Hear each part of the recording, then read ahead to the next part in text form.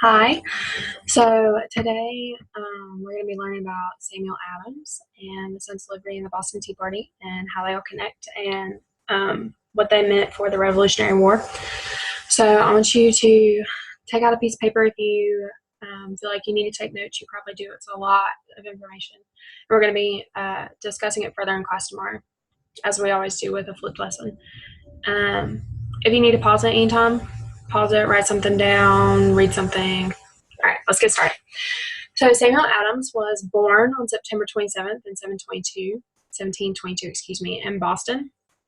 And then he died in 1803 on October 2nd in Massachusetts. And he is best known for being a founding father of the United States and for the Boston Tea Party as well. He attended Harvard University, where he studied politics and history, which makes sense because he is a very famous man in history, and he was heavily involved in politics and the forming of the United States. He graduated and began his career in business, but he failed, so he worked for his dad. But he really didn't like what his dad did. He owned a brewery, so he made drinks, and he just really didn't enjoy working for him. Now, the Sons of Liberty were a group of political men, there were no women, that formed in the North American British colonies, so the original 13 colonies, in the early days of the American Revolution. Their original purpose, I'm right here on this bullet if you are lost. The original purpose of the Sons of Liberty was to protest the passage of the Stamp Act in 1765. The Stamp Act was a tax which required printed materials like newspapers or legal documents. They had a little seal embossed on them. So it was kind of like, I wish I had an example. I'll show you one tomorrow in class of what a seal or an embossed paper means. But any kind of document that had that seal on it meant that you had to pay the tax, whatever that amount of money was.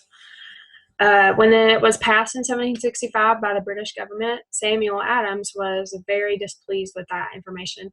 He hated the fact that the British king could implement laws without any input from the people who the laws were being placed on. So that would be like some random person telling you that you had to make your bed every single day or you would be grounded for a week, and they didn't consult with you or your family about it. And then the colonies, the other 13 colonies, were so influenced by the Sons of Liberty that the movement spread throughout the colonies. So it wasn't just in one place anymore, it had spread. I want you to pause it and read this quote down here, and in your own words, I want you to tell me what you think it means and then bring that to class tomorrow because we're going to talk about that.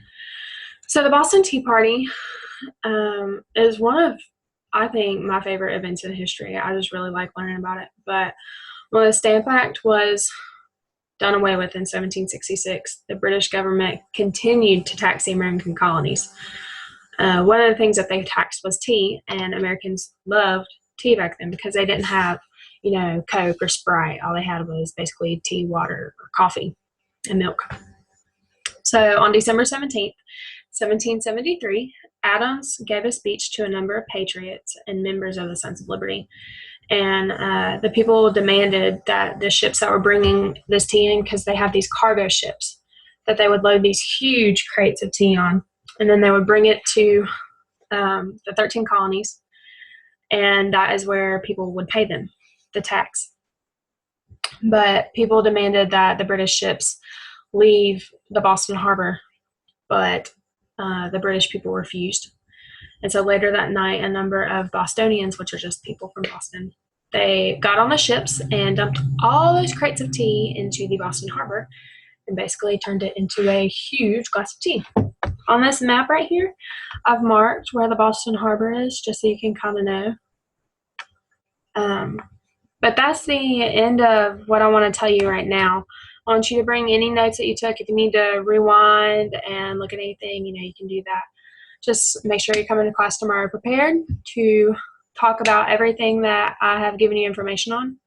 And we're going to do a fun activity.